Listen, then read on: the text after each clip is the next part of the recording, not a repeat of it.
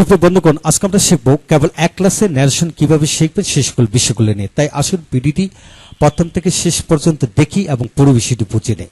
হ্যাঁ বন্ধুগণ, আজকের ভিডিওটি Khan method a complete book of written spoken English grammar এই বই থেকে নেওয়া হয়েছে। এই বইটি সম্পূর্ণ বাংলা অর্থসাগরে এবং ভিডিও লেকচার আলোকে তৈরি করেছে। ইতিমধ্যে এই বইটির উপর 350 অধিক ভিডিও লেকচার ফেসবুক ইউটিউবে আপলোড রয়েছে। বন্ধুগণ, আমাদের ভিডিওগুলো দেখুন, ইনশাআল্লাহ প্রতিটি ভিডিও আপনাদের কাজে আসবে এবং ভালো লাগবে। হ্যাঁ বন্ধুগণ, কেবল এক ক্লাসে ন্যারেশন শেখার কৌশল প্রথম ক্লাসে আমরা 12 মিনিট 13 মিনিটের মধ্যে আলোচনা করেছিলাম ভেঙে ভেঙে পঙ্কনপঙ্ক রূপে। যারা প্রথম ভিডিওটি দেখেননি তারা প্রথম ভিডিওটি দেখে নেন, ইনশাআল্লাহ উক্ত ভিডিও থেকে আপনারা এক ক্লাসে পুরো ন্যারেশনটি বুঝতে পারবেন। আজকে আমরা আলোচনা করব এক্সক্লেমেটরি সেন্টেন্সকে কিভাবে ইনডিরেক্ট সেন্টেন্সে রূপান্তর করতে হয় সেই বিষয়টি। হ্যাঁ বন্ধুগণ, এই ন্যারেশনের উপর ইতিমধ্যে মূল ক্লাসের বাইরেও আরো 3টি ক্লাস দেওয়া হয়েছে। যারা 3টি ক্লাস দেখেননি তারা 3টি ক্লাস দেখে নেন, অর্থাৎ assertive sentence, integrative sentence, imperative এবং অবজেক্টিভ সেন্টেন্স, এই 4টির উপর 3টি ভিডিও লেকচার অতিরিক্ত দিয়েছি। উক্ত ভিডিও লেকচারও দেখুন, তাহলে ন্যারেশন শিখতে হলে পরিপূর্ণতা আপনার চলে আসবে। আজকে হলো লাস্ট ক্লাস, আমরা অর্থাৎ পঞ্চম ক্লাসে আমরা আলোচনা করব এক্সক্লেমেটরি সেন্টেন্স কিভাবে করবেন সেই সকল বিষয়গুলো নিয়ে। তাই বন্ধুগণ, প্রথম ভিডিওগুলো যদি না দেখে থাকেন আপনারা দেখুন, প্রয়োজনে কমেন্টস বক্সে কমেন্টস করে দেন, আমরা লিঙ্ক দিয়ে দেবো যাতে আপনারা উক্ত ভিডিওগুলো দেখতে পারেন। হ্যাঁ বন্ধুগণ, এখন আসুন কেবল এক ক্লাসে কিভাবে শেখা যায় সংক্ষিপ্ত একটু আলোচনা করে আমরা এক্সক্লেমেটরি সেন্টেন্সগুলো করব। হ্যাঁ, ন্যারেশন কত প্রকার? 2 প্রকার, ডিরেক্ট এবং ইনডিরেক্ট। ডিরেক্ট ন্যারেশনে কয়টি অংশ থাকে? 2টি অংশ থাকে, অর্থাৎ রিপিটিং বা রিপিটেড স্পিচ। হ্যাঁ বন্ধুগণ, ডিরেক্ট ন্যারেশন সাধারণত কত প্রকারের বাক্য পাওয়া যায়? এখানে 5 প্রকারের বাক্য, অর্থাৎ সেন্টেন্স 5 প্রকারের বাক্যই কিন্তু পাওয়া যায়।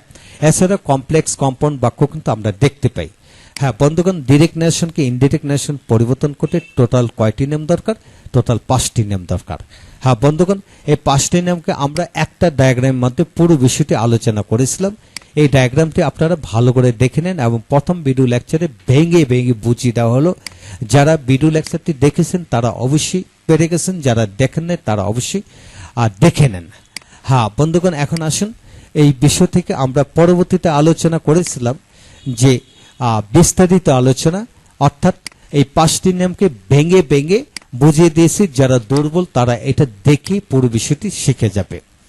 এরপর আমরা সংক্ষিপ্তভাবে আরো কিছু অংশ আমরা পড়েছি, 5টি নিয়ম 4 এবং 5 আমরা এখানে শিখেছি। আর মাঝখান দিয়ে আমরা সংক্ষিপ্ত টুকিটাকি একটু বিষয় রয়েছে, অতিরিক্ত ন্যারেশনে আলাদা দু একটা নিয়ম আছে, সেই নিয়মগুলো আলোচনা করেছি।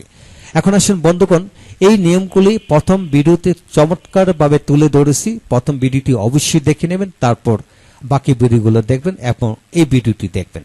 হ্যাঁ বন্ধুগণ, আজকে আমরা মূল আলোচনা হলো এক্সক্লেমেটরি সেন্টেন্সকে কিভাবে ইনডিরেক্ট ন্যারেশন রূপান্তর করতে হয়। এখানে লক্ষণীয় হলো প্রথমে সাবজেক্ট বসবে, পরে এক্সক্লেম উইথ জয়, সরস, গ্রিপ, সারপ্রাইজ, ওয়ান্ডার এগুলো বসবে, তারপর দ্যাট এবং দ্বিতীয় বাক্যটি প্রথম সাবজেক্ট পার, ভেরি, গ্রেট, অ্যাডজেক্টিভ, অ্যাডভার্ব এইগুলা বসবে। লক্ষ্য করুন কিভাবে হবে। এখানে লক্ষ্য করুন যে হি সেড টু মি, সে আমাকে বলল, what a nice mobile you use, কি সুন্দর মোবাইল তুমি ব্যবহার করো।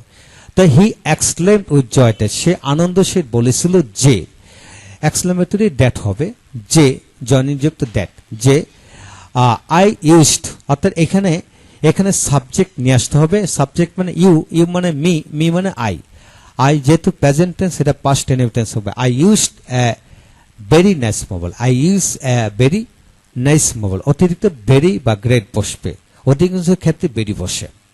এখন আসেন মিনা সেড টু টিনো, মিনা টিনোকে বলল, how ugly girl I am, কি করছিস মেয়ে আমি। Mina exclaim with sorrow, Mina দুঃখের সহিত বলল যে, দ্যাট সি মানে Meena was very ugly girl, Meena খুব কুৎসিত মেয়ে। এখন আসুন মকুল সেড টু ফরিদ, মকুল ফরিদকে বলল, হাউ স্ট্রেঞ্জ ইউ আর, তুমি কি অদ্ভুত। তো মকুল এক্সক্লেমড উইথ সারপ্রাইজ, হ্যাঁ সে বিস্ময়ের সহিত বলল বা অন্ডার বিস্ময়ের সহিত বলল যে, বর্ণনা করলো যে, হি মানে Farid was very strange, Faridpur খুব অদ্ভুত লোক। তারপর আসুন কাজল সেড টু হিজ ফ্রেন্ড, কাজল তার বন্ধুকে বলেছিল, হাউ স্টুপিড আই ওয়াজ, তুমি কি নির্বোধ। কাজল এক্সক্লেম উইথ শেম, যদি ঘৃণাকর কিছু বোঝায় তাহলে শেম দিতে হবে। Kajal exclaim with shame that he was very stupid বা he had been very stupid. বাক্যটি পাস্ট টেন্স, তাই পাস্ট পারফেক্ট টেন্স করা যায় বা ওয়াজ দিয়ে করা যাবে। এখন Ron said, what a daring animal the tiger is. Ron বলল, কি কি ভয়ঙ্কর প্রাণী বাঘ। বাঘ। এখানে উত্তরটি হবে, Rohan exclaimed with fear that, Rohan ভয়ের সহিত বর্ণনা করলো যে that the tiger was, is মানে ওয়াজ হবো, was sorry, the tiger is a very daring animal, tiger খুবই ভয়ঙ্কর প্রাণী। তো বন্ধুগণ এখানে এসটাকে ওয়াজ কেন হয়নি, না হওয়ার অর্থ হলো এটা একটা চিরন্তন সত্য বাক্য, ভাগ সবসময় ভয়ঙ্কর প্রাণী। হ্যাঁ বন্ধুগণ, আজকের ভিডিও থেকে আমরা শিখিয়ে নিলাম এক্সক্লেমেটরি সেন্টেন্সকে কিভাবে ইনডিরেক্ট ন্যারেশন করতে হয় সেই বিষয়গুলো নিয়ে।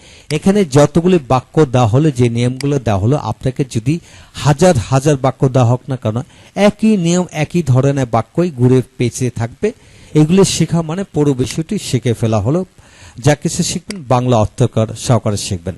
হ্যাঁ বন্ধুগণ, বাকিগুলি আপনারা নিজে থেকে পড়তে পারেন। যেমন এখানে ইনডিরেক্ট ন্যারেশনে বাক্য দেওয়া হলো, ডিরেক্ট ন্যারেশন বাক্য দেওয়া হলো, এখানে ইনডিরেক্ট ন্যারেশনে বাংলায় উত্তর তৈরি করে দেওয়া হলো, যাতে ছেলেমেয়েরা এই অংশটা পড়ার পরে এর উত্তরটা যখন বাংলায় পেয়ে যাবে, সে বাংলাটাকে ট্রান্সলেশন করলো এবং নিয়মটা তো পেরিয়ে গেছে, এখান থেকে মিলে পড়তে পড়তে এক পর্যায়ে ন্যাচারালি তার মধ্যে রাইটিং এবিলিটি, স্পিকিং এবিলিটি, তার দক্ষতা বেড়ে যাবে।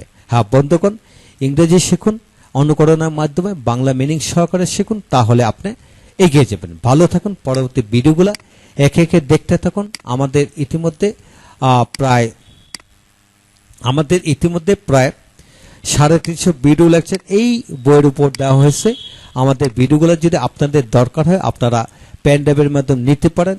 আর এছাড়া যে সকল ভিডিওগুলোর দরকার আপনারা কমেন্টস বক্সে লিখে দেন, আমরা অবশ্যই লিঙ্কগুলো দিয়ে দেবো। আবার আপনাদের যে কোনো ধরনের ইংরেজি সমস্যা আপনারা লিখে দিবেন, আমরা সলভ করে দেব। ভালো থাকুন, সুস্থ থাকুন। পরবর্তী ভিডিওগুলো দেখুন, ইনশাল্লাহ আপনাদের প্রতিটি ভিডিও ভালো লাগবে, কাজে আসবে। Thank you very much.